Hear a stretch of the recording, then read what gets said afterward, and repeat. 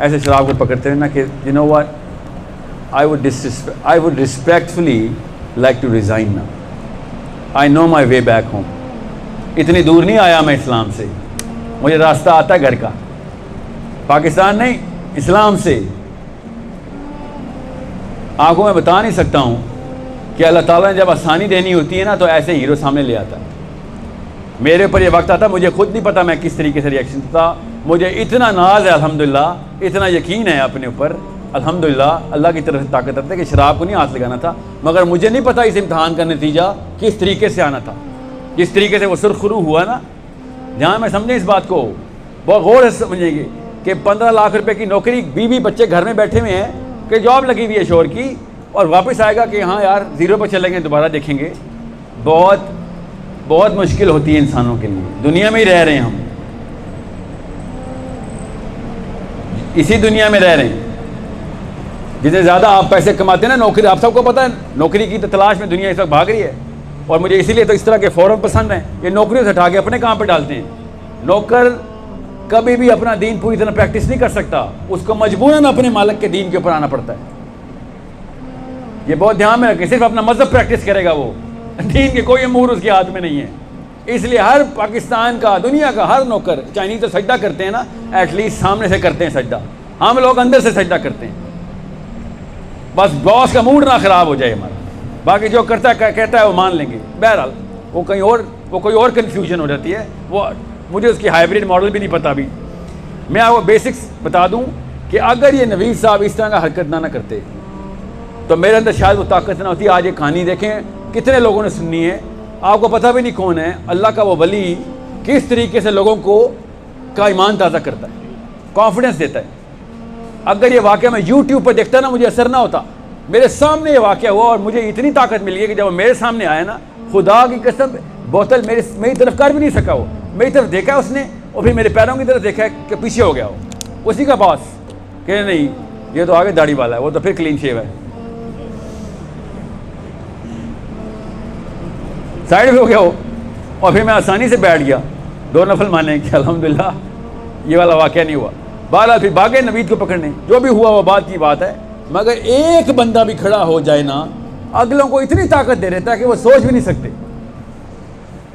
सोच भी नहीं सकते। एक चाहिए होता है, खुदा की कसम, एक हुसैन चाहिए, बस पूरी उम्र ठीक हो जाती है। खड़ा ही नहीं हो रहा। एक दफ़ा आप लोगों को पता चल जाए कि हुसैन अलैहिस्सलाम ने आइडेंटिटी कैसे क्लियर किया मुसलमान की। मैं फिर बता रहा हूँ, भला हो अहले तशय्युओं का एटलीस्ट 10 दिन तक हमें रिमाइंडर दिलवा देते हो, वरना अहले सुन्नत वल जमात ने कोई कसर नहीं छोड़ी हुसैन को बुलाने की। कभी एक भी दिन याद किया हुसैन अलैहिस्सलाम को मुहर्रम के बाद? सोचें ज़रा, एक बंदा खड़ा हो जाता है कि नहीं सॉरी दीन नहीं हिलने दूंगा। मजहब तो यजीद का मजहब आपको पता चल लेना तो आप वाकई समझे कि साहबे की एग्जाम्पल मिल रही है। यजीद मजहबी अमूर में नहीं मसले करता था, दीन में 2 नंबरी करने लगा था। बस किस तरीके से वो एंटर हो रहा था दीन में, बहुत ध्यान रखें। क्या हुसैन अलैहिस्सलाम गवर्नर थे मदीना के? नहीं थे ना गवर्नर। फिर एक बंदे के पास ताकत कैसे आती है? क्योंकि उसको पता होता है भैया जो मेंबर आ गया ना नबी अलैहिस्सलाम का, हर मुसलमान के पास आ गया है, वो प्लेटफॉर्म हर मुसलमान के पास है। अगर आप अपनी ताकत प्रैक्टिस नहीं कर रहे, आपकी आइडेंटिटी क्लियर नहीं है, ये मत याद कि अपनी तरह से मफरूज़े में ले आएंगे मेरा बेटा बनेगा। आपका बेटा नहीं ताकतवर बनेगा अगर आप कमज़ोर हैं। स्पेशली अम्मी, अगर अम्मी बुज़दिल है तो सिर्फ कमज़ोर बच्चे पैदा होंगे, अगर अब्बू बुज़दिल हैं तो सिर्फ बुज़दिल बच्चे पैदा होंगे। याद रखना, बहुत आसान करके बता रहा हूँ। या आप या आपका बेटा या उसका बेटा, इससे आगे की पहुंच नहीं है आपकी। किसी को तो ताकत देनी है ना हमने कि खड़ा हो जाए, फिक्र ना कर। क्या होगा ज्यादा से ज्यादा, क्या होगा? मर जाएगा, फिक्र ना कर। 30-40 साल बाद खुदा की कसम अस्पताल में ज्यादा तकलीफ से मर रहा होगा, रोज लोगों को याद कर रहा होगा कि कोई आके बचा ले। कोई एक बंदा भी ऐसा है जिसे नहीं मरना, किसी को शक तो नहीं है ऐसा? ये पेशावर में भी 300-300 सालों की दुआएं मिलती हैं अम्मियों की तरफ से, और खुदा का वास्ता ये 1000-1000 साल की उम्र की दुआएं देना बंद करें अपने बच्चों को। उसी वजह से डरपोक हो गए हैं वो। जो कहती है मेरे बच्चा 1000 साल की, आपको पता है 80 साल बाद वो अस्पताल व्हील चेयर पे होगा। 912 साल व्हील चेयर पे दुआ दे रही है उसको। 912 साल की व्हील चेयर की जिंदगी, ये क्या दुआ है? बदुआ है आपकी तरफ से। आला जिंदगी की दुआ किया करे, बेशक 50 साल की हो, बेशक 70 साल की हो। ये क्या मफलूजी और हैंडीकैप की दुआएं मांग रहे हैं हम सारे की। और जब हमारी साइकोलॉजी में ट्रेनिंग होती है कि नहीं 500 साल से कम तो बंदा मरा तो ज़ाया ही हुआ, तो ज़ाहिर है फिर उसने हर बंदे की हुक्मरानी कबूल करनी है, हर बंदे की हर चीज़ कबूल करनी है, हर बंदे का हर दीनी अमर उसके ताबे आएगा वो, वरना तो जान जाएगी। एक यूरोपियन फिलासफर ऐसा नहीं है इस वक्त जो जिंदा हो, किताबें लिख रहा हो। एक पॉलिटिकल एनालिस्ट ऐसा जिंदा नहीं है जो ये कहता हो कि मुझे कि फ़लस्तीनी गलत है। बरमला लिखते हैं कि फ़लस्तीनियों पे हमें फ़ख्र है कि अपनी पैरों पे खड़े होकर मर रहे हैं, घुटनों के बल रह के जिंदा नहीं रहने की चॉइस की। यूरोपियन गैर मुस्लिम दहरिए ईसाई फ़लस्तीनी मुसलमानों को कह रहे हैं कि अपनी मर्जी से मर रहे हैं, किसी की मर्जी से जिंदा नहीं रह रहे।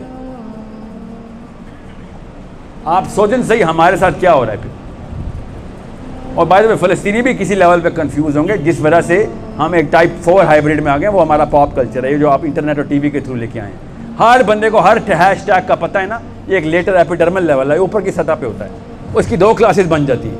वो क्लासेस हम सब के साथ हैं। KPK में ज़रा सी कम है, मेरे पास सैंपल है KPK का, ज़रा सी कम है। पाकिस्तान में तो भरपूर हैं। ये पॉप कल्चर से हैशटैग से अकस्टम नहीं है, उसको पेंडू समझा जाता है, उसकी बात सीरियस नहीं ली जाती। और जो पॉप कल्चर हैशटैग कूल के अंदर आता है, वो अचानक लॉजिकल बन जाता है। उसको हम ज़रा इज्जत की निगाह से देखना शुरू कर देते हैं। उसको अंग्रेज़ी के 6 लफ्ज़ आते हैं, या अंग्रेज़ी बहुत अच्छी फर ही बोलते हैं उर्दू में, फर अंग्रेज़ी बोलता है। और हम ओ मैंने वैसा बनना है, वो बचपन से होता है हमारा। वो अम्मी अबू ही डालते हैं, वो फिल्में डालती हैं, वो इस वक्त का यूट्यूब और वो डाल रहा है इंस्टाग्राम और सोशल मीडिया। वो लेवल 4 कन्फ्यूजन है जो कि pop culture versus non pop culture की है। पॉप कल्चर पॉपुलर कल्चर को कहते हैं, जो इस वक्त दुनिया में उसकी डेफिनेशन ज़्यादातर यूरोप से आ रही है। ज़्यादातर यूरोपियन ट्यून जो भी है ना, जिसको नेटफ्लिक्स के बहुत शौक हैं या पता नहीं कौन कौन से सीज़न देखता रहता है, ऐसे ऐसे सीज़न हैं जो 100 साल पहले आते हैं ना तो कत्ल की सज़ा आती। आज बेटियाँ देख रही हैं हमारी, लिटरली खुदा की कसम कत्ल की सज़ा आती कुछ चीज़ों पे। तो ये क्या देख रहा है? ब्लास्फेमी, बाकायदा अल्लाह ताला के खिलाफ ट्रेनिंग ले रहे बच्चे बैठ के। आज 12-12, 13-13 साल की बच्चियां हिफ्ज कर रही हैं वो डायलॉग। मेरे साथ ना वो एथिस्टिक डिबेट पे आते हैं कि, और मैं सोच रहा हूँ कि ये क्या रटे रटाए जुमले बोल रहे हो। पाकिस्तान में तो ये हालात है कि मैंने 2-3 ममुलिक देखे हैं, वो एंटी पॉप कल्चर, मतलब अजड़ किस्म के घराने के भी आप एथिस्ट होना शुरू हो गए।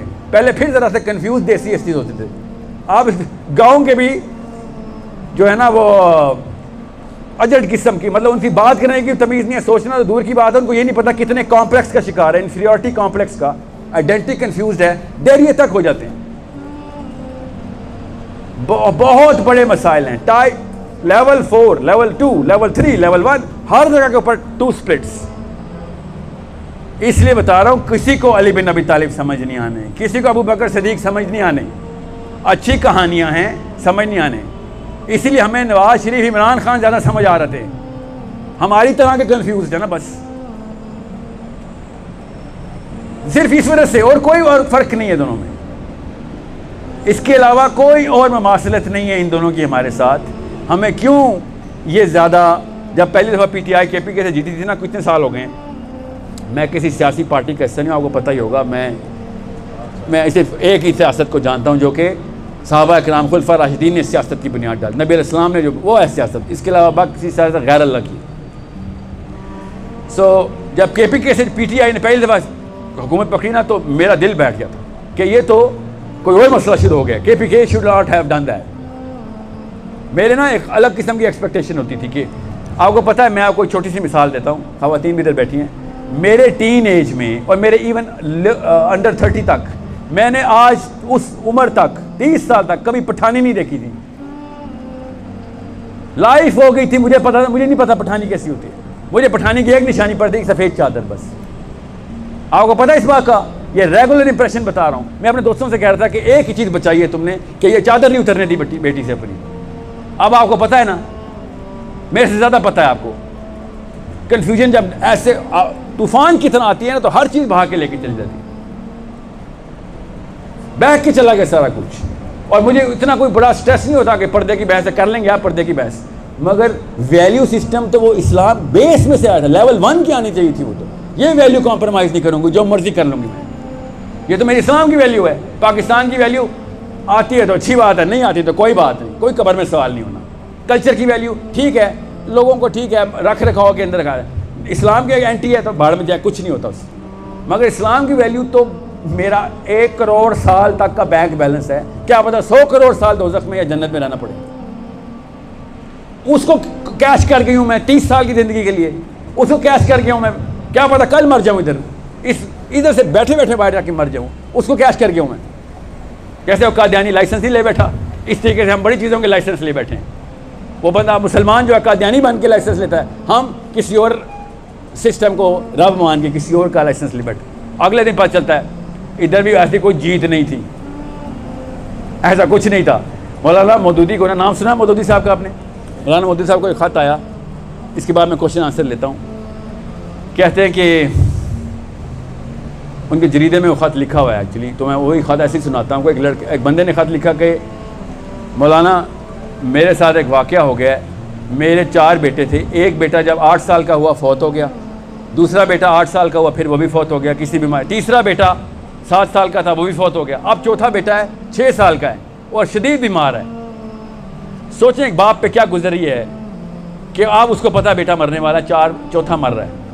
तो मुझे घर वाले कहते हैं जादू हुआ हुआ है, सब कुछ हुआ हुआ है, ये असर है, जादूगर के पास जा, हम अभी तुलवा देते हैं, तुझे पता भी है, तुझे 4 निशानियाँ मिल चुकी हैं, अब तो क्यों नहीं जादू का तोड़ करवा रहा, तो मैं क्या करूं? मौलाना सैयद अबुल आला मौदूदी ने क्या कहा उनको, ज़रा गौर से सुने। कहते हैं कि मैं किसी भी मफरूज़े में नहीं हूँ, किसी भी असम्पशन में नहीं हूँ कि मैं आपके दर्द को समझ सकता हूँ, ये सिर्फ आप ही समझ। ऐसा दर्द मैंने नहीं देखा कि एक बाप चौथी दफ़ा अपना बेटा मरता देख रहा है। तो ये तो मैं आपको सिर्फ यही बता सकता हूँ कि अल्लाह ही आपको सब्र देने वाले हैं और सकीना देने वाले हैं। मेरे अल्फाज में इतने, कलम में ऐसे अल्फाज नहीं मैं लिख सकता कि जो आपको वो सकीना दे सके। मगर ये याद रखिएगा कि अगर वो आखिरत की गारंटी देते हैं तो उस तरफ ज़रूर चले जाएं। मैं आखिरत की गारंटी दे रहा हूँ आपको, और मेरा अल्लाह मेरे साथ है। अल्लाह के कलाम में, कुरान में और कुरान के ऊपर चलने में आखिरत की गारंटी है, ये मेरा यकीन है। दुनिया के अंदर भी वो अगर गारंटी देते हैं, दुनिया के अंदर भी वो गारंटी देते हैं, तब भी मुझे बताएं, क्योंकि वो ये भी नहीं कहते कि हाँ जी दुनिया में काम करके दिखाएंगे। नहीं, दुनिया में गारंटी मेरा रब भी नहीं देता, क्योंकि अल्लाह ने कहा मैं दुनिया में इंसाफ का कोई वादा नहीं कर रहा। इंसाफ का एक दिन मुकर्रर है, उस दिन करके दिखाऊंगा। यहीं पर इंसाफ होने चाहिए, फिर किसने क्या मुस्लिम और गैर मुस्लिम खेलना है। ये नबी अलैहिस्सलाम की उम्मत के ऊपर ऐसे मामला नहीं होने कि आसमान से बिजली गिरी, पता चल गया कौन 2 नंबर था। ठीक है, this is not gonna happen to us, ये हो ही नहीं सकता। तो अब हमारा मामला सारा गैब का है। तो मौलाना मौदूदी ने क्या लिखा उनको कि भैया गारंटी तो दोनों जगहों पे नहीं है दुनिया में, आखिरत की गारंटी मैं तुझे दे रहा हूँ। तो अब यही हो सकता है कि तू आखिरत की बिना के ऊपर अपने दिल को तसल्ली दे। दुनिया में तो किसी भी लेवल पे कोई इंसान ऐसा जिंदा नहीं तो तुझे तसल्ली दे सके कि चौथा बेटा भी मरवा दे। ऐसा तो नहीं कोई कह सकता आपको, ना ही वो कह सकता कि मैं आपसे उस दर्द का, उसका दावा है मेरे पास।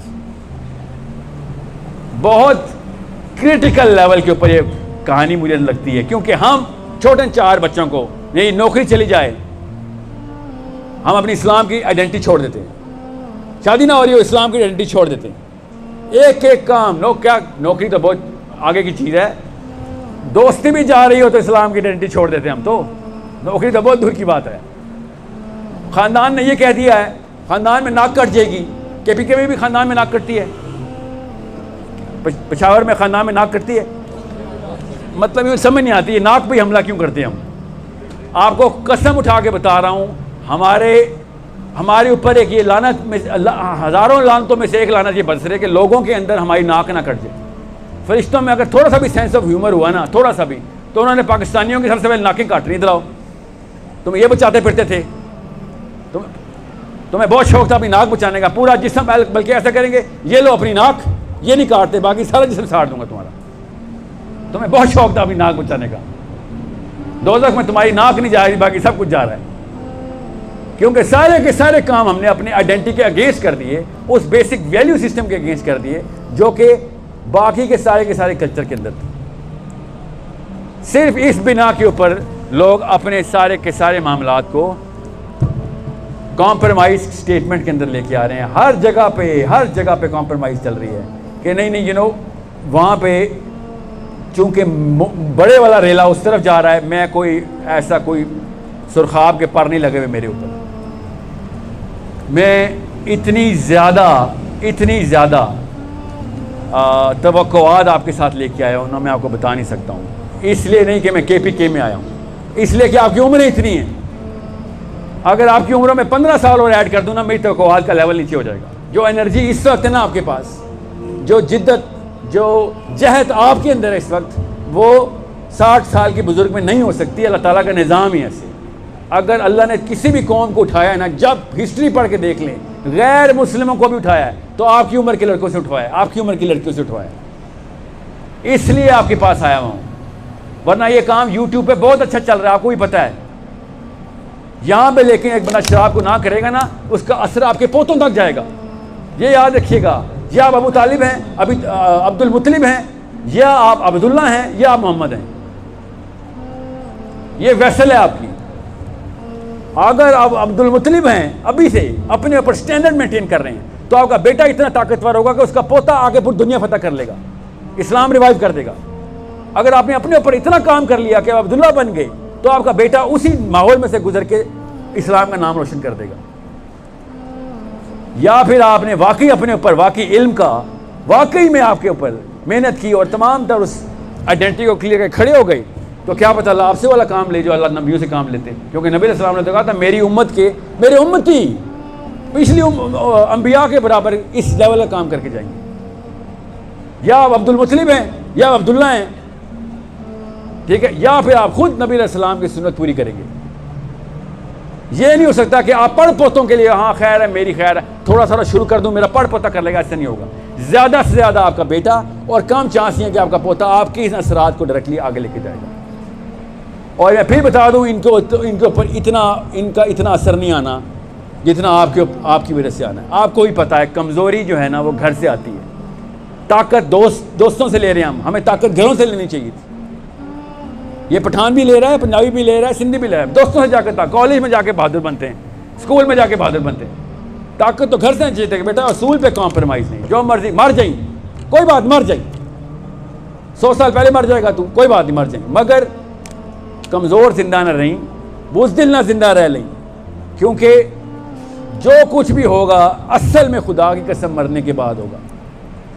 जो कुछ भी होगा असल में, यहाँ पे सब के सब भूल जाएंगे। जितना बड़ा तो हीरो बन जाए, 10 साल की तेरी उम्र नहीं है, 10 साल बाद लोग उठा के पीछे फेंकेंगे तेरी किताबें भी। यहाँ पे जितना मर्जी ज़ीरो हो जा तू, किसी को अगले दिन याद नहीं रहना तेरा।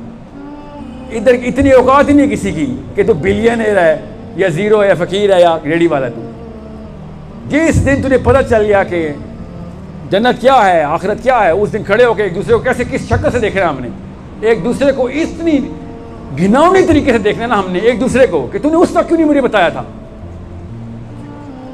मुझे उस टाइम क्यों नहीं हक बताया तुझे पता था कि तू अपने आप को मुसलमान कहता था। आज हम दोनों मारे गए।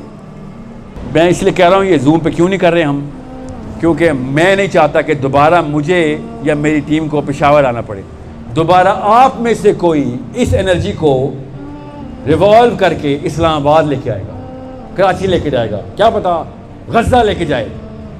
अगर आपको नहीं पता मैं इधर क्यों आया हूँ, तो इधर आना वक्त ज़ाया हो गया। I need somebody to take over now. ये एक बंदे का काम नहीं होता, ये उम्मत का काम होता है।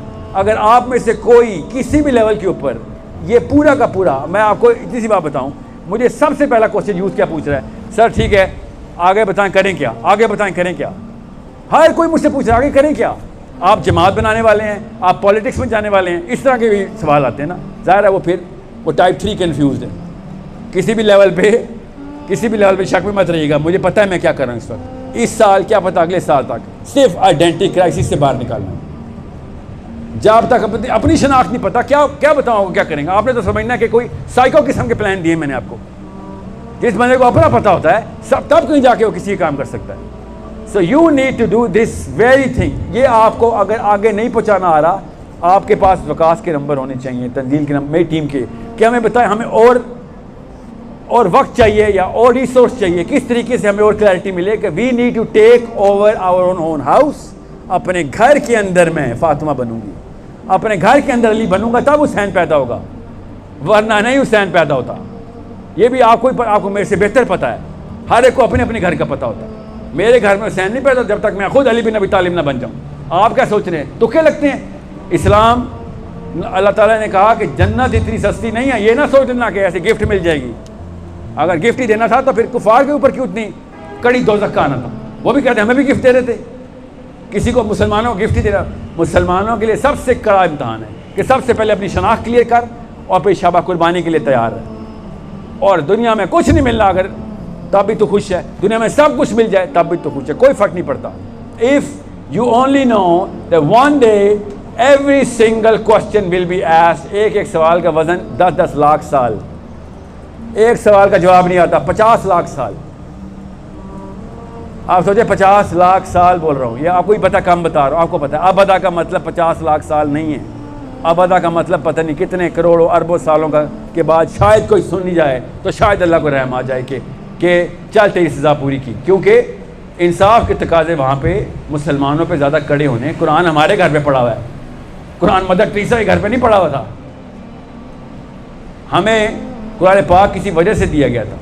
सो I need one of you guys और some of you guys to take over कि सर बस आगे अगला काम हमारा है। अब साहिल अदीम नहीं खेलना, हमने इस्लाम खेलना। इस्लामी शख्सियत नहीं होती कुछ, बहुत ध्यान में रखें आप। अगर बार बार मुझे ही आना पड़ रहा है तो इसका मतलब मैं अपना काम ही गलत कर रहा हूँ, मैं कर रहा हूँ गलत काम ना। क्लैरिटी क्यों नहीं दे रहा हूँ कि भैया नॉन कॉम्प्रोमाइजिंग पाकिस्तानी मुस्लिम अडल्ट कौन है, कैसे बन रहा है घर पे। उसके लिए पेरेंटिंग की ज़रूरत है, उसके लिए नॉलेज की ज़रूरत है, उसके लिए पोटेंशियल एनर्जी को काइनेटिक में कन्वर्ट करने की मशीन की ज़रूरत है। वो क्या है, वो माँ बाप हैं, पोटेंशियल एनर्जी को काइनेटिक एनर्जी में कन्वर्ट करते हैं। इतनी ज़रूरी चीज़ होती है वैल्यू सिस्टम और कैरेक्टर, ये बनाना है आपने। बस किस तरीके से बनाएंगे, दोस्तों से शुरू करेंगे। नबी अलैहिस्सलाम ने बता दी करके कैसे शुरू करते हैं। एक बार को जाते जाते बता दूं, आपको पता चले वैल्यू क्या है। जो आप पैसे भी बनाना चाहेंगे ना, किसी भी कंपनी में जाएंगे, अगर दुनिया के सारे चोर जो है ना वो मिल के कंपनी खोलें, पाकिस्तान के टॉप के बंदे आएंगे उसमें, पाकिस्तान के टॉप के चोर मिल के कंपनी खोलें और कंपनी का नाम रखें चोर एंड सन्स। सारे के सारे चोर, चोर CEO, चोर CTO, ठीक है, चोर सेल्स के डायरेक्टर, सारे के सारे चोर इकट्ठे हो जाए। ये बताएं CFO किसे रखेंगे, चीफ फाइनेंशियल ऑफिसर कौन, गले पे कौन होगा?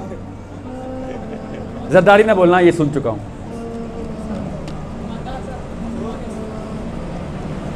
सारे के सारे चोर दुनिया के मिल के भी कंपनी खोले ना, दुनिया में डाके डालने के लिए भी, तो CFO वो सिर्फ और सिर्फ रास्तबाज नेक आदमी को रखेंगे। कैरेक्टर स्ट्रांग होगा इसका कि सच्चा आदमी बिठाना भाई, नहीं तो ये हमें ले उड़ेगा। तो चोरों को भी खुदा की कसम पता होता है कि खाई कैरेक्टर की वैल्यू क्या होती है, खाली मोमिनीन को नहीं पता होता, चोरों को अल्लाह ने बताया हुआ है। अंदर की फितरत है कि नहीं इस बंदे से डरना है, इस बंदे से इसलिए डरना है कि ये बंदा नहीं हिलता अपने असूल से। ओके, जितने भी आपके सवाल जहन में आएंगे ना, उसको ज़रा बाइसेक्ट, अपने आप को डाइसेक्ट करें कि लेवल 1 के कन्फ्यूजन को एड्रेस कर रहा हूँ मैं, लेवल 2 की कर रहा हूँ, लेवल 3 क्या चीज़ है जो नहीं पूरी हो सकती। साहिल साहब आपको खुद ही पता चल जाएगा आप कि एक्सरे मशीन आपके पास है, किधर जाके मैं कल्चर में फंस गया हूँ जाके, या दीन में फंस गया हूँ, या मजहब में फंस गया हूँ, या फिर अपने ख़ानदान में फंस गया हूँ।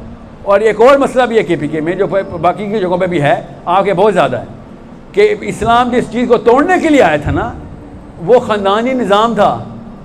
आपको पता है बदर में हर सहाबी को कौन सा सहाबी मिला था? अली बिन अबी तालिब को क्या कहा था, किसको मार जाके, पहला गाजी हमारा अली बिन अबी तालिब, किसको मारो? नबी अलैहिस्सलाम ने हर ख़ानदान के अपने बच्चे को भेजा था, जा अपने ख़ानदान के बड़े को मार। इसको पता चले कि यहाँ पे ख़ानदानी निज़ाम नहीं चलने वाला, ये कोई ऐसी परंपरा नहीं है इस्लाम में कि ख़ानदान का है तो खैर बचत हो जाएगी।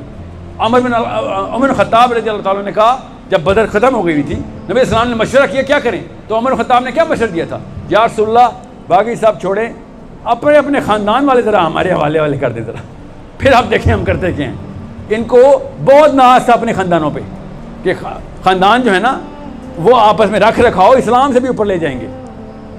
यही फ़र्क था अब्दुल्ला बिन उबई में और साद बिन मुआज़ में। अब्दुल्ला बिन उबई जो था वो अपने दोस्ती यारी और रख रखाव के पीछे बनु नुज़ैर को बचा रहा था। और साद बिन मुआज़ ने कहा था कि सिर्फ इसलिए कि तुमने मुझे चुना, तुम्हारी मेरे साथ रख रखाव, दोस्ती और मेरे ताल्लुकात बहुत अच्छे हैं, मैं तुम्हें सिर्फ इसलिए वो वाली सज़ा सुनाऊँगा कि इससे कड़ी सज़ा आज तक नहीं सुनाई होगी किसी ने, कि इस्लाम इस निज़ाम के ख़िलाफ़ है। सो आपको भी पता है एक और भी कन्फ्यूजन है हमारे अंदर, जो पैरेलल एक और ऑर्बिट में घूम रहे हैं हम, वो हमारा बेसिक ख़ानदानी निज़ाम है। और आपसे बेहतर कोई नहीं जानता कि जितने प्रेशर में आप इस्लाम के ख़िलाफ़ जितना प्रेशर ख़ानदान डाल देता है कि नहीं नहीं नहीं, ये too extremist live in Rome as the Romans do, क्या होगा तुझे, इतने एक्सट्रीमिस्ट नहीं बनते, तू अलकायदा की है क्या, इस तरह की बातें सुनते हैं सिर्फ इसलिए कि मैंने बेसिक सी बात कर दी है कि मियाँ जी सूद का मुनाफा मेरे मुंह में नहीं जाएगा, सॉरी, क्या तुम अलकायदा की हो, तालिबान हो, ये हो वो, ये तो कुछ भी नहीं है। क्या नाम है, अली बिन अबी तालिब की मोहम्मद सल्लल्लाहु अलैहि वसल्लम की उम्मत की बेटी हूँ मैं, बेटा हूँ मैं अपने घर में हुसैन पैदा करना चाह रहा हूँ और आप कहने हैं कि सूद खाऊं, सूद खाने वाले कुछ और पैदा करते हैं। फिर बेसिक्स के ऊपर रखना आपने, ओके। अगर आप कहें तो मैंने अपनी आप भी की है बेसिस के ऊपर, अल्हम्दुलिल्लाह सर, अल्हम्दुलिल्लाह। हमें अभी क्वेश्चन लेते ना ताकि इनको। वालेकुम सलाम व रहमतुल्लाह। मेरा क्वेश्चन रिलेटेड है इसी टॉपिक से थोड़ा सा, एक्सटेंडेड फैमिली के अंदर जब आप नीसेस और नेफ्यूज़ भी होते हैं आप में, ठीक है, और वंस यू आर अनमैरिड और आप छोटे हो घर में, बट यू सॉ अपने भांजे को कि वो लोग सही, मतलब उनकी पेरेंटिंग सही नहीं होगी और उनको यही कहा जाता है, और जब आप उनको सही राह रास्त बताते हो तो आपके जो सिबलिंग होते हैं, चाहे वो भाई है या बहन है, वो उस चीज़ को एक्सेप्ट करते हैं, लेकिन उनके स्पाउसेस उनको इस तरह मतलब ये एक्सक्यूज़ देते हैं कि ये हमारे घर की फैमिली है, ठीक है, और उनको हमें अपने बच्चों को वो सब कुछ प्रोवाइड करना है, बड़े में ये हमें ही टॉन्ट करेंगे कि हमें एजुकेशन नहीं दी, हमें इस तरह नहीं किया, मतलब हमारे बड़े घर नहीं दिया। और फिर उसके बाद जो उनसे जब वो खाला या मामू या चचा को या फूफो को कहते हैं कि आप हमारा जो मैरिड प्रेशर है वो बर्दाश्त नहीं कर सकते, इसलिए बच्चों को वो चीज़ें ना सिखाएं, चाहे हम उनको दीन, आप उनको एक्सट्रीमिस्ट बना रहे हैं, जैसे कि आपने बोला, या आप उनको अलकायदा का बना रहे हैं। तो मेरा यही क्वेश्चन था कि जो एक्सटेंडेड फैमिली खाला फूफो वगैरह होती हैं और उनको यही कह के चुप करा दिया जाता है कि आपको वो प्रेशर नहीं पता, इसलिए आप इनको बच्चों को ख़राब कर रहे हैं, तो वो बच्चों को दूर करते हैं और ऐसे बच्चे अपॉर्चुनिस्ट बन जाते हैं। पर वो कहते हैं कि खाला से जब तक फ़ायदा मिल रहा है, वहाँ से हाँ मिल रही है तो वहाँ चले जाते हैं, या पेरेंट्स से मिल रहे हैं तो वहाँ चले जाते हैं। जब ऐसे बच्चे जो आपकी डायरेक्ट रैयत में नहीं आते ना, डायरेक्ट रैयत में नहीं आते, तो ये वाला फलसफा ना लेना कि मेरे से तो नहीं सवाल होना ना इसका। अगर कोई हमारे ऊपर ये असूल लगाता रहा तो हम पता नहीं कहाँ पहुँचे होते अभी तक, अपने मोहसिनीन के एहसानों तले दबे में, और असातिज़ा ने हाथों से पकड़ा हुआ है। याद रखिएगा, डायरेक्ट माँ बाप होने की ज़रूरत नहीं होती किसी के ऊपर एहसान करने के लिए, मगर इसका नफ्सियाती तरीका यही है कि जितना हो सके उनके माँ बाप पे काम किया जाए। बच्चों के ऊपर आपकी इजारादारी डायरेक्ट नहीं है, वरना और एग्रीवेट हो जाएंगे। माँ बाप के ऊपर पै दर पे हमला करें, ज़ाहिर है उसकी तलकीन अल्लाह ताला ने बताया हुआ है कि नरमी से करें। जब तक आप माँ बाप को नरम नहीं कर सकते, आप जितनी मर्जी बच्चे की ट्रेनिंग कर लें, उसने दोबारा से वाइट वॉश हो जाना अपने माँ बाप के अंदर जाके, घर में तो उसके रहता है ना वो। ये नहीं हो सकता कि दूसरा जो बेस्ट तरीका है, जो कि हाँ हसन हुसैन अलैहिस्सलाम से ये है कि बच्चों को इतना ट्रेन करें कि वो बच्चों के सामने जाके ऐसा रोल मॉडल बने। अपने बच्चों को ट्रेन करें। अगर आपके बच्चे नहीं हैं तो फिर उनके माँ बाप के साथ ही आपका के राब्ते रवाबित रहेंगे, जो कि उनको बशीरम व नज़ीरा की टेक्निक पे जाएंगे।